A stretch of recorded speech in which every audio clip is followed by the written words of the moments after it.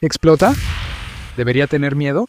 Casi todas las cocinas brasileñas tienen una olla de presión y, aunque es muy útil, también es muy temida. Hay más de 1.200 accidentes con ollas de presión en Brasil cada año. Hay gente que ni siquiera se acerca. Si eres una de esas personas, quédate hasta el final, porque hoy vamos a aclarar todas las dudas sobre la olla de presión. ¿Cómo funciona? ¿Por qué? ¿Y de verdad cocina más rápido? ¿Y cómo se hace para que la ollita no explote? En Brasil usamos mucho la olla de presión y tiene todo el sentido, porque comemos muchísimos frijoles y todos saben que los frijoles se cocinan mucho más rápido. En la olla de presión, lo que no todos saben es cuál es el secreto de esa olla. ¿Por qué cocina más rápido y mejor? La olla de presión fue inventada hace más o menos unos 300 años por un físico francés llamado Denis Papin, que en portugués podemos llamar Denis.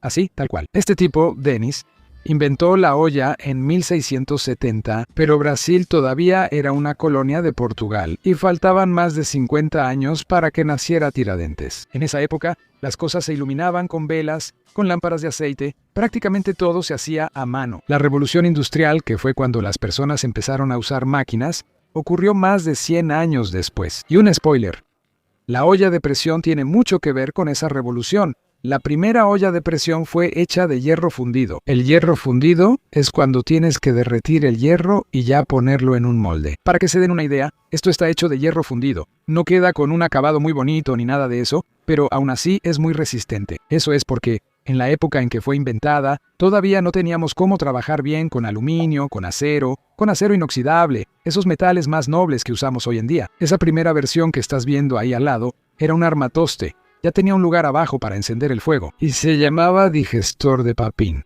o digestor de huesos, porque el objetivo principal no era exactamente cocinar con ella. La idea era tomar los huesos de animales que quedaban en un matadero después de matar al animal, quitar la carne, quedaba la carcasa ahí, ibas a cocinar eso y aprovecharlo para hacer fertilizantes y gelatina.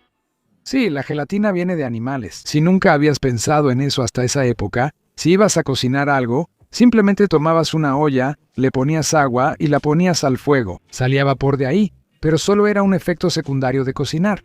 Papin o Denis. De intentar atrapar ese vapor. Oye, si cerráramos completamente la olla, ¿no sería diferente? Entonces hizo la prueba, atrapó el vapor y se dio cuenta de que el agua se calentaba mucho más de lo normal. Y por eso, cuando ponía algo ahí dentro, la comida se cocinaba más rápido y quedaba más suave.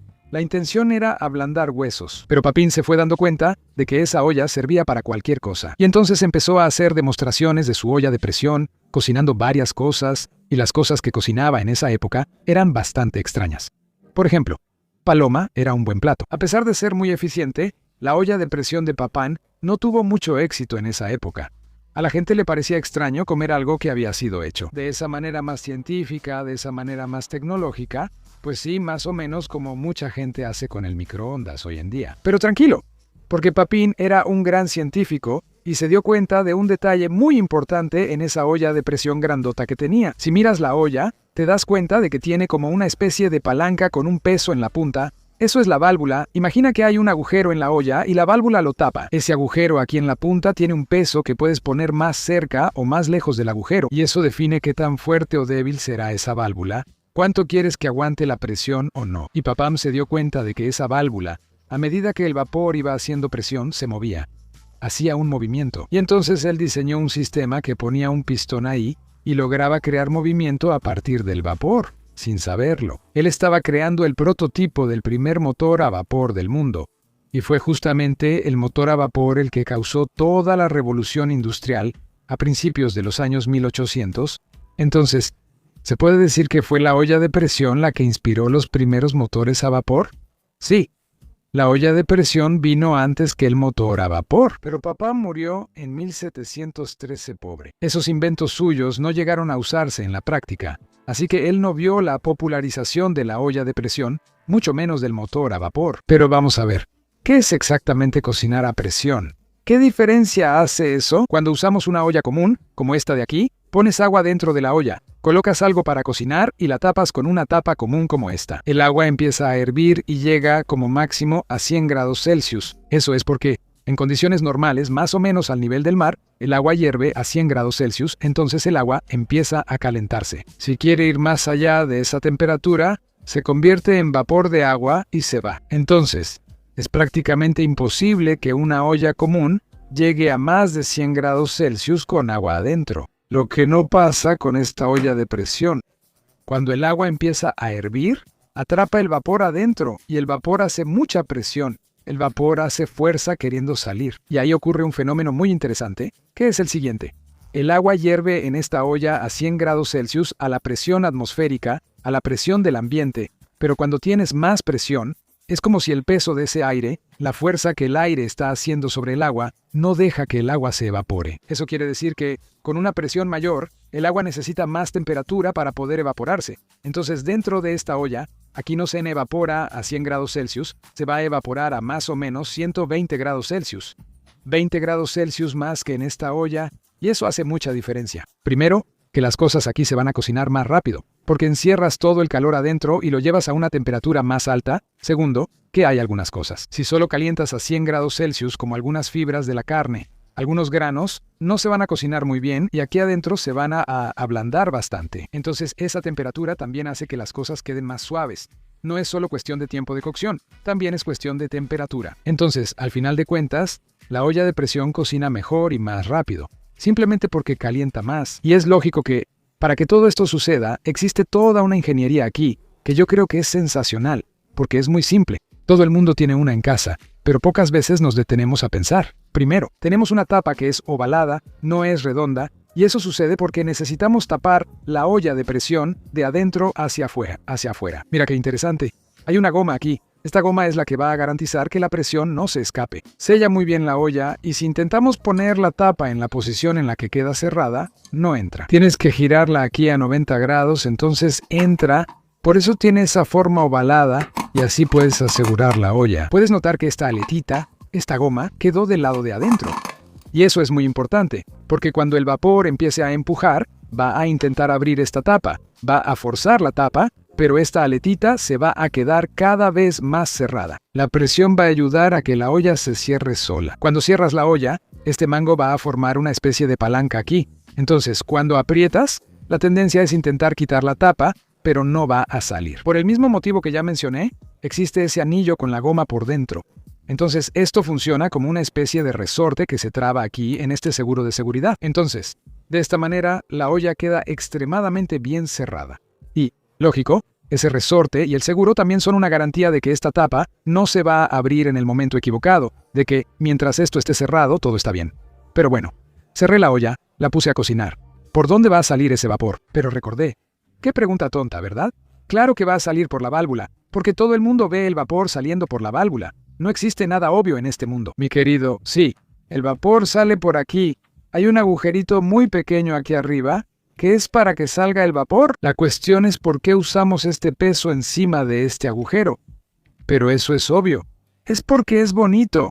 Hace ruidito cuando está cocinando. Ay, Dios mío. Es más o menos eso. Primero, este aparatito aquí es bastante pesado y es a propósito. Tiene 58 gramos. Este peso sirve justamente para dificultar la salida del vapor. Funciona como una especie de regulación de cuánta presión quieres poner dentro de la olla. Porque para que el vapor salga de aquí, tiene que tener suficiente fuerza para levantar esta válvula y permitir la salida. Entonces, cuanto más pesada sea la válvula, más difícil será que el vapor salga, y ella ya tiene el peso exacto para mantener la presión adecuada. Y sí, se podría hacer una válvula que no haga ruido, que no se mueva, pero este movimiento, este baile de la válvula, sirve para alertar a quien está cocinando de que la olla de presión llegó al nivel máximo de presión. Eso es importante en la cocina, porque muchas veces uno mide el tiempo de cocción. A partir de ese momento, a partir del momento en que la olla libera la presión, a partir del momento en que empieza a salir vapor de aquí, y este aparato gira, pero también hay un aviso de seguridad aquí. Si este aparato deja de girar, es una emergencia y lo vamos a entender un poco más adelante. Esta no es la única válvula de la olla de presión. Así como tienes 2 orificios nasales y además la boca para respirar. Hay varios mecanismos de respaldo para no morir asfixiado. La olla también tiene otros mecanismos de respaldo. En caso de que esta válvula se tape, porque puede taparse dependiendo del alimento que pongas ahí dentro, hay otra válvula. En el caso de esta olla, aquí es de hule. Existen otras ollas en las que la válvula está aquí debajo del mango. Y la idea de esa válvula es que reviente, que se rompa. En el momento en que la presión se vuelve muy alta, en este caso aquí, también sirve como indicador de presión. Cuando hay presión dentro de la olla, este pin negro se levanta. Puedes ver que hay una fuerza saliendo de adentro hacia afuera. En esta marca de olla que tengo aquí, todavía existe otro dispositivo de seguridad, que son estas dos cavidades, estas dos curvitas laterales. Supongamos que las dos válvulas no funcionen, que ambas se tapen por algún motivo, y la olla esté a punto de explotar en lugar de explotar. Lo que va a pasar es que la gomita de la olla que puedes ver aquí por dentro de la curvita se va a salir y va a liberar la presión. Y una última cosa sobre esta olla es que su cuerpo suele ser mucho más resistente que el de una olla común. Entonces, si observas el grosor del aluminio, la rigidez, etc., es mucho mayor que la de una olla equivalente. Basta de charla, vamos a cocinar algo en esta olla. Lo que me encantaba hacer cuando era niño era cocinar leche condensada en la olla de presión.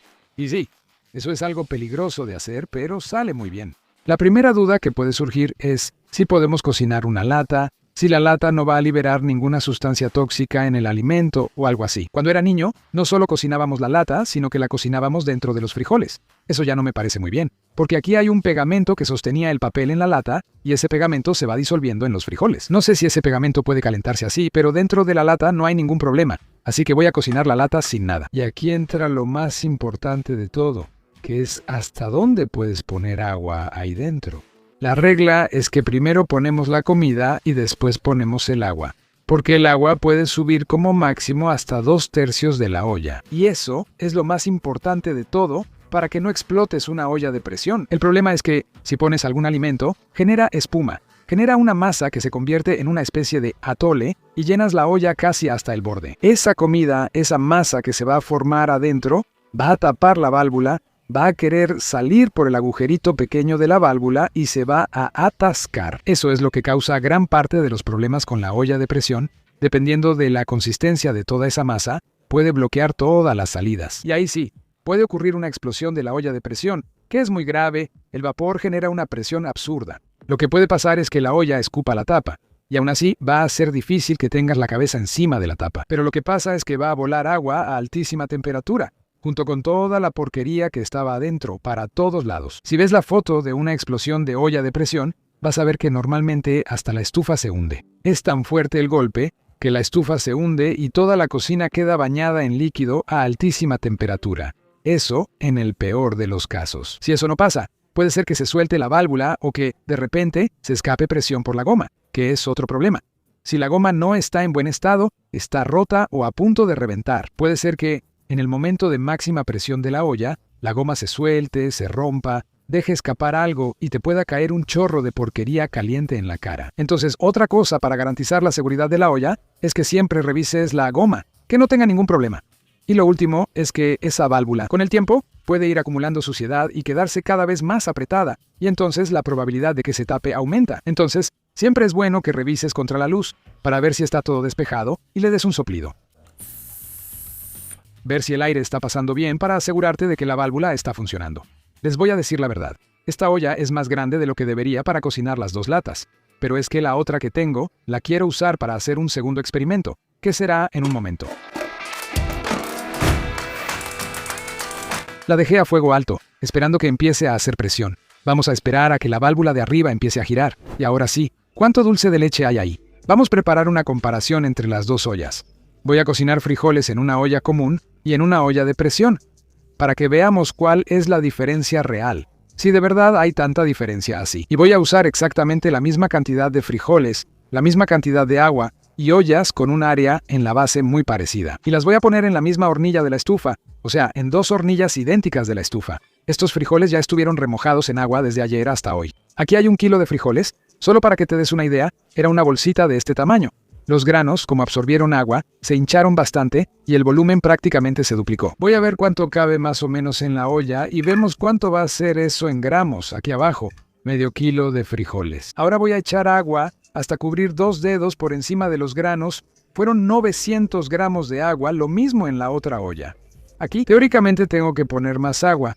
Tarda mucho más tiempo en cocinarse y el agua se evapora más. Entonces incluso va más agua que en el otro frijol. Al principio puse exactamente lo mismo. Como la olla es un poquito más estrecha, quedó más alta, vamos a ponerla a cocinar. Estoy usando 2 quemadores idénticos aquí, Voy a encender las dos ollas al mismo tiempo.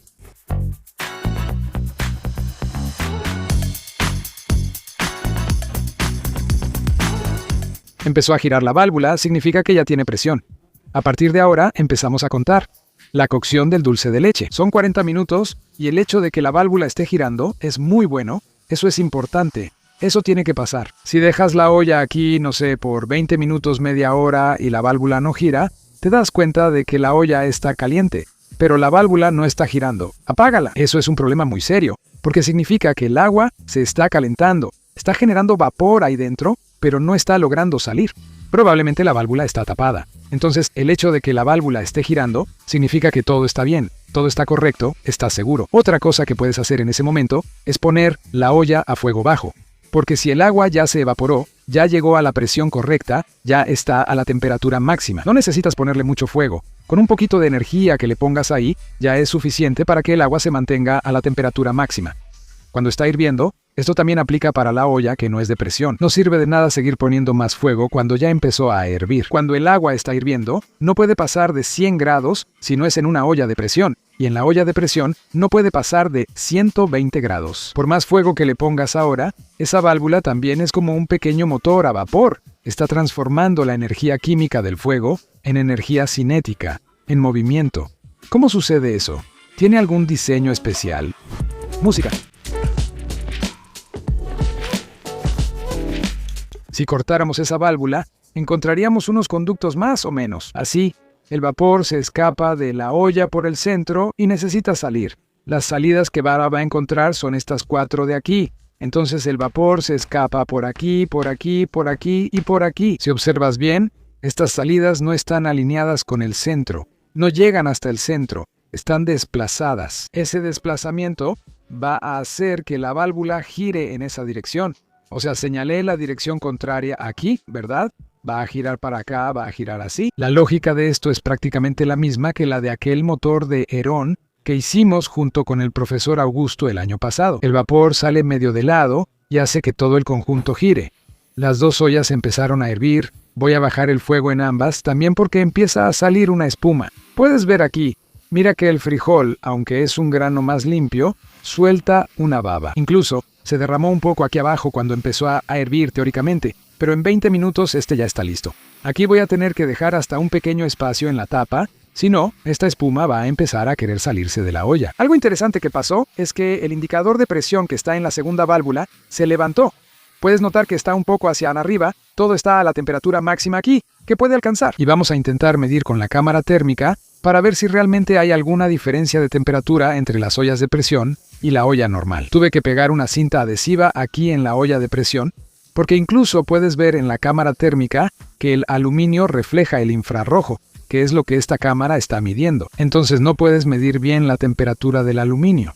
Usando una cámara térmica con adhesivo encima, podemos ver que la olla común está a 90 grados Celsius, el agua está hirviendo por dentro, pero probablemente la olla no se calienta tanto por fuera, porque por fuera ya está intercambiando calor con el ambiente. Además estamos en una zona alta de São Paulo, y aquí el agua hierve a más o menos 97-98 grados Celsius. En cambio, la olla de presión alcanza 109, 110, 111 grados Celsius, mucho más, y ahí en el fondo está a 107, 108 grados Celsius. Entonces, aquí comprobamos que, de hecho, la presión hace que la olla pueda calentarse mucho más. Era más o menos lo que habíamos previsto, unos 20 grados Celsius de diferencia. Ya se acabó el tiempo aquí. De todas las ollas, 25 minutos de presión para los frijoles, dejé un poco más, 45 minutos para el dulce de leche y también estuvo esta olla, que no fue a presión.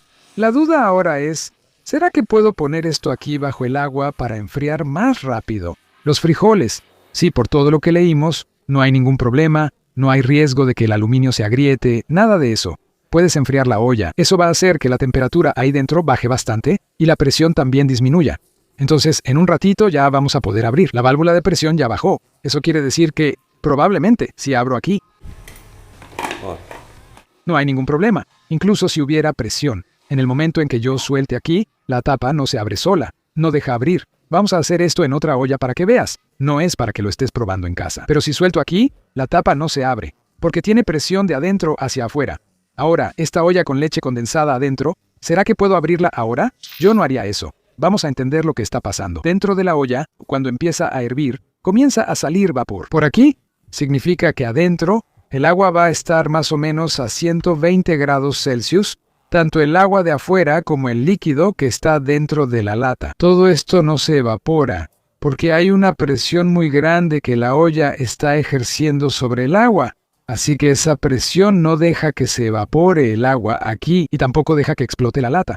Porque si adentro está a 120 grados Celsius y hay líquido, hay agua, lo que está adentro también va a querer salir. También va a haber una presión aquí de adentro hacia afuera de la lata. Cuando apagas el fuego, pones el agua aquí encima. Esa presión disminuye bastante y la temperatura del agua aquí también. Entonces el agua, yo calculo que va a estar ahí más o menos a unos 95 grados Celsius más o menos. La tapa ya está abierta. La cuestión es, ¿será que la lata se enfrió tanto así? ¿Será que esa lata no puede estar, por ejemplo, a 105 grados Celsius, que es una temperatura por encima del punto de ebullición del agua, a una presión normal? ¿Será que todavía hay presión dentro de la lata y quiere escapar porque no se enfrió completamente? Yo creo que sí existe. Entonces, existe un riesgo de que abras la tapa de la olla porque quitaste la presión y esa lata explote. Si la abres y no explota, entonces sacas la lata y la vas a abrir. Puede ser que ocurra un problema al momento de abrirla, porque puede haber presión. No pudo escapar. En el momento en que abres la lata mientras todavía está caliente, va a explotar. Entonces, ¿qué voy a hacer aquí, que creo que es lo más seguro? Mantenemos la olla tapada, incluso puedes enfriarla con agua, pero no la abras porque así la lata se va enfriando naturalmente. Solo vas a abrir la olla cuando puedas poner la mano sobre ella y esté a temperatura ambiente, que ya no esté caliente. Ahí, con seguridad, la lata ya se enfrió. No hay ningún problema en abrirla. En total, fueron 45 minutos en el fuego, ¿ok? Y ahora vamos a comparar la textura de los dos frijoles para ver la diferencia. Aquí ya puedes notarla. Vamos al estudio. Este es el frijol de la olla de presión, y este de aquí es el frijol que se hizo en la olla normal, los dos con exactamente el mismo tiempo de cocción. No lo voy a probar solo, ¿verdad? Porque ahora tenemos varias personas para servir de conejillo de indias aquí. Daniel, ¿puedes probar tu frijolito? Yo voy a agarrar este primero y luego me cuentas del otro. Hasta el color es diferente, ¿eh? Está rico, bien suave. Solo le falta un poco de sazón, ¿verdad? No está sazonado, pero está muy rico. Oye, este está súper suave. Pruébalo para que veas. ¿Eh?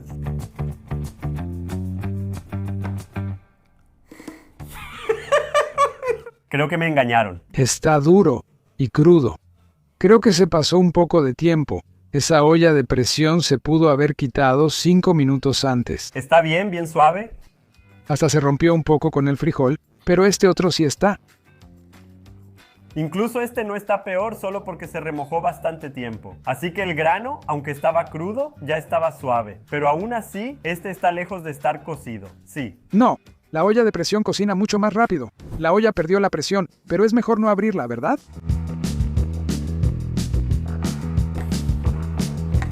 Antes de que la abra, cuéntame qué fue lo que hiciste. No. Fui a ver la regla del experimento, ¿verdad? Y abrí la olla. Es que es así. Cuando la olla se enfría, la tapa baja, ¿verdad? Por la pérdida de presión. Solo que no me había dado cuenta de que había... Esto aquí tiene que estar suelto para que la tapa baje. Este seguro aquí. Pero estaba suelto cuando fui a ver, por eso ya estaba. Pero ahí yo no fui a revisar, fui a ver la indicación del experimento, ¿verdad? Fui a ver si la olla estaba fría, como estaba fría por fuera. Puse la mano para ver si estaba fría por dentro y ya estaba fría.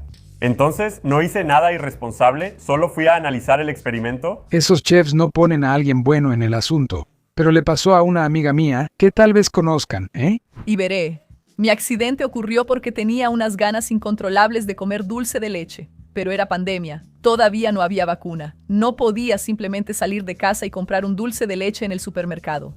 ¿Qué hice? Me acordé de que tenía una lata de leche condensada en la despensa. Todo el mundo sabe que si cocinas la leche condensada, eventualmente se va a convertir en dulce de leche, se va a caramelizar y se va a volver un dulce de leche.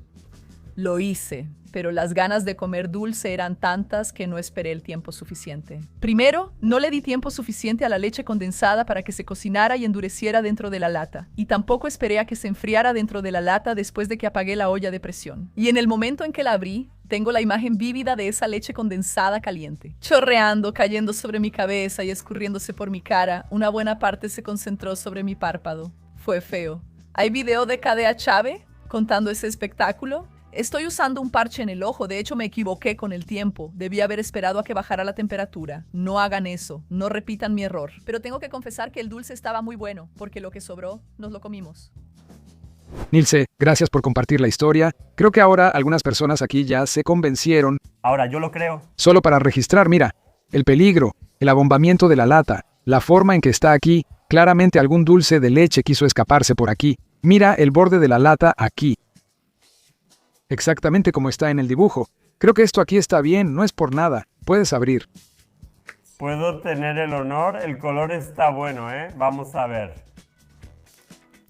Quedó bien, ¿eh? ¿Mejor que los frijoles crudos? Vaya, mucho mejor que los frijoles. Sé que Jansen también agarró una cuchara. ¿Ya estás listo para probar aquí? Jansen vino de la cocina para acá. Nosotros vinimos aquí, nos quedamos esperándolo y no llegaba. Fue solo a agarrar una cuchara para él. Jansen, mira el tamaño de la cuchara que los tipos quieren que agarre. No manches, amigo. Vas a tener que comerte la cuchara entera. Mi conclusión. Si le tienes miedo a la olla de presión, no estás completamente equivocado. 1200 accidentes al año, no es broma. Pero vamos a admitir que, después de ver este video, entiendes exactamente cómo funciona y sabes cuáles son los cuidados que debes tener. Para la olla de presión, para que no explote y no ocurra ningún accidente, pon atención y no olvides compartir este video con quien creas que anda haciendo cosas que pueden explotar. Una olla de presión cerrada.